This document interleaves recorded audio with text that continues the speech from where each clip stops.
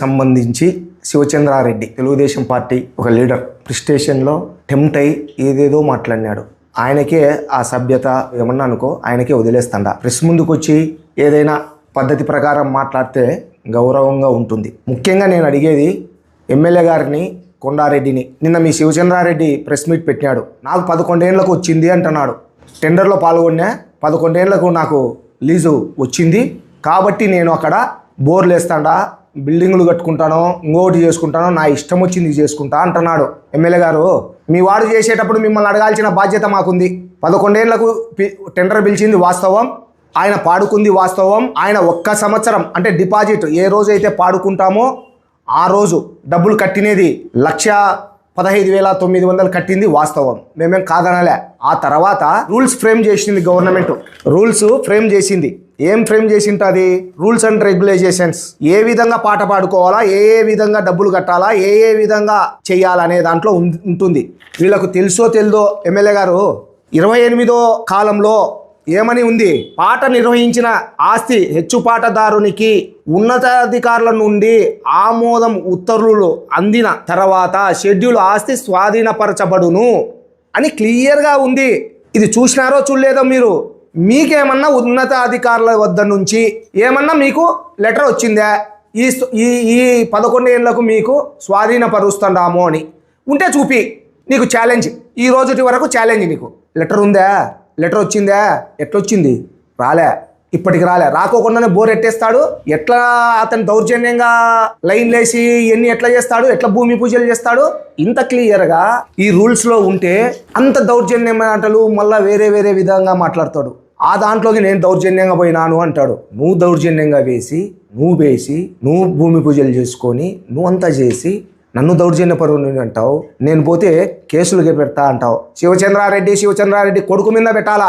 ఏ ఆమోదం లేకోకుండా, ఏ లెటర్ లేకోకుండా ఆయన పోయి అక్కడ పని చేసిన దానికి పోలీస్ కేసు అధికారుల ద్వారా మీరు పెట్టియాలా? ఎట్లా భూమి పూజ చేస్తావు, ఎట్లా బోర్లు వేస్తావు, ఎట్లా లైన్లు వేస్తావని నీకే బాధం లేకపోతే ఏ అధికారంతో ఆయన అక్కడికి పోయినాడు? నా మీద కేసు కడతా అంటాడు, నా మీద పరువు నష్టం దావా వేస్తా అంటాడు. అయ్యా శివచంద్రారెడ్డి, నీకు ప్రొద్దుటూరులో పరువు అనేది ఉంటే కదా నా మీద నీకు పరువు నష్టం దావా వేయనీకి. నువ్వు టీవీఎస్ వాళ్ళ దగ్గర మజ్జిక్కు లెక్క తెచ్చేది, నీ ఫోటో వేసుకునేది, నువ్వు మజ్జిగ పంచినా అని చెప్పేది. అట్లా కొల్లలుగా మజ్జిగ పంపిణీ కార్యక్రమానికి లక్షల రూపాయలు రాబడతావు, 1000 రూపాయలు ఖర్చు పెడతావు, లోపల వేసుకుంటావు.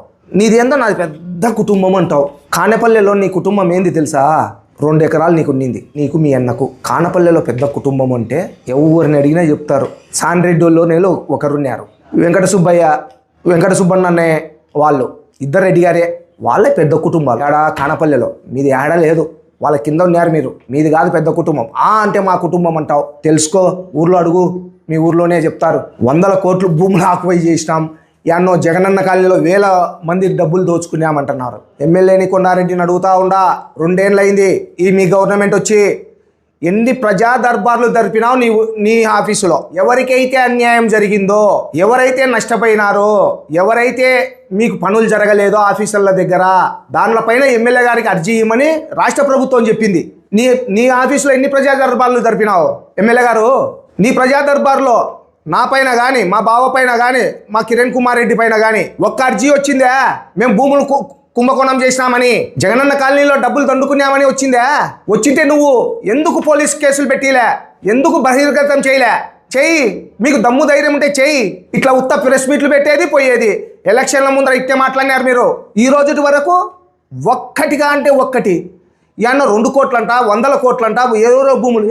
ఇప్పుడేం మీ అధికారమే కదా. మీ ఎస్పీ, మీ సిఐలు, మీ డిఎస్పీలు, మీ ఎంఆర్ఓలు, మీరు వేసుకునే వాళ్ళే, మీరు సబ్ రిజిస్టర్లు, మీ మున్సిపల్ కమిషనర్లు.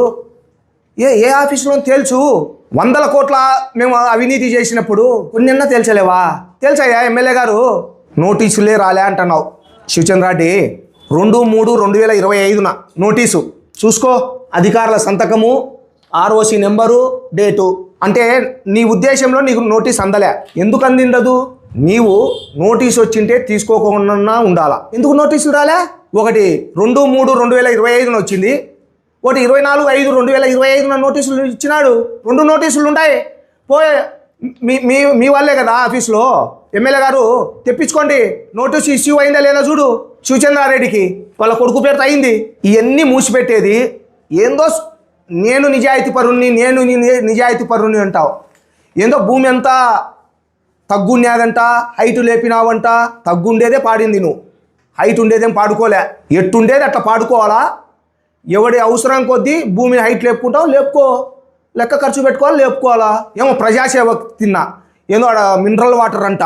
అవును, ఈ 5 ఏళ్ళు సర్పంచ్ ఉన్నావే, ఎప్పుడు మినరల్ వాటరు ఆ కాలనీ అది ఆటోనగర్లో వేసి సప్లై చేయొద్దు? మస్తుగా స్థలం ఉంది ఆటోనగర్లో, యామూట్లో బెచ్చొద్దన్నారు, ఇన్నే వేయాలనా? ఇవన్నీ డ్రామాలు కాదు. సభ్యతగా మాట్లాడితే యువతల వ్యక్తులు కూడా సభ్యతగానే మాట్లాడతారు. రెచ్చగొట్టే మాటలు మానుకో. నేను మళ్ళా చెప్తాండా, మేము అవినీతి చేసి ఉంటే తేల్చండి అంటానా. ఏదో మాది పెద్ద కుటుంబం అంటాడు జాంకులు. మీ ఊర్లో మీరు 0 స్థాయి. ఆ 2 కుటుంబాల పేర్లు చెప్పినానే, సాన్రెడ్డోళ్ళు, వెంకట సుబ్బన్న గారని, వాళ్ళే పెద్ద కుటుంబాలు. శివచంద్రారెడ్డి నవ్వుతున్నారు నువ్వు ఆ మాట చెప్తే. మేం క్లియర్గా చెప్తున్నాం, ఈ దేవాలయానికి సంబంధించి ఈ శివచంద్రారెడ్డి కుమారుడు ఏ పర్మిషన్ లేకోకుండా, ఏ అధికారి నుంచి ఇతనికి పర్మిషన్ లేదు, ఇతను దౌర్జన్యంగా అక్కడ వేస్తాడా అని అతనే చెప్తా ఉన్నాడు. ఇతని మీద పోలీసులు కేసులు కట్టాలా? యాన్నో దొర్సాన్పల్లెలో మా బావ వాళ్ళ ఇంటికాడ ఏందో మేము 4 ఎకరాల భూమి అంట, ఓ చూసుకోపో ఆ భూమి ఉందో లేదో. మేమేమన్నా ఆక్యుపై చేసినామేమో, మా బావ వాళ్ళ ఇంటి ఎదురుగా ఉండొచ్చు, ఆక్యుపై చేసినామా చూసుకోపోయి ఒకసారి పరిశీలించండి. ఏం భూమి పెట్టినారు, దాంట్లో ఏం టేకు చెట్లు పండించినారు, ఏం కంప చెట్లు ఉన్నాయి, ఏముండాయి చూడు పొన్నా. వద్దన్నా మేము ఉత్త మాటలన్నీ మాట్లాడుకుంటా పద్ధతి మాటలు మాట్లాడు. మేము అడిగింది శివాలయం భూమి గురించి చెప్తున్నాం, దాని గురించి మాట్లాడాయా? వ్యక్తిగత విషయాలు, నా విషయాలు మాట్లాడతావు.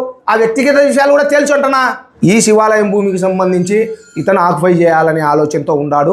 ఇతను చేయకోకుండా ఉండేదాన్ని నేను కోర్టు కూడా వేస్తా ఉండా, త్వరలోనే కోర్టుకు పోతా ఉండా. దీనిపైన అధికారుల మీద వీళ్ళ మీద ఈవోకు ముందే ఫిర్యాదు చేసినాం. బెజవాడ మురళీధర్ అనే వ్యక్తిపై ఈవోకు ఫిర్యాదు చేసినాము. అట్నే దేవస్థాన చైర్మన్ కూడా ఫిర్యాదు చేసినాం. మేము అడుగుతా ఉన్నాం, నీకు పై నుంచి ఆర్డరు, గవర్నమెంట్ నుంచి ఆర్డర్ వచ్చింటే ఇది నీ స్వాధీనం పరుచుకో, ఈ ఎకరా 36 సెంట్లు అని చెప్పి ఉంటే, అని చూపియ్యి అని వచ్చి ఉంటే లెటర్ చూపియ్యి అంటున్నాం.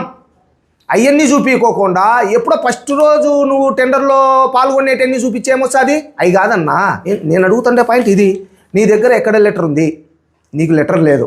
నీకు ఎవరి లెటర్, గవర్నమెంట్ నుంచి కానీ, ఈఓ ఆఫీసుల నుంచి కానీ, ఎండిఓ మన కడప ఎండోమెంట్ ఆఫీసర్ల నుంచి కానీ ఎక్కడి నుంచి ఒక లెటర్ రాలే. మీ వివాహాది శుభకార్యములకు ప్రతి ఒక్కరూ తప్పనిసరిగా యూట్యూబ్లోకి వెళ్ళి కడప వార్తను లైక్ చేయండి, సబ్స్క్రైబ్ చేయండి. ఇట్లు మీ జి రమణయ్య, ఎడిటర్, కడప వార్త.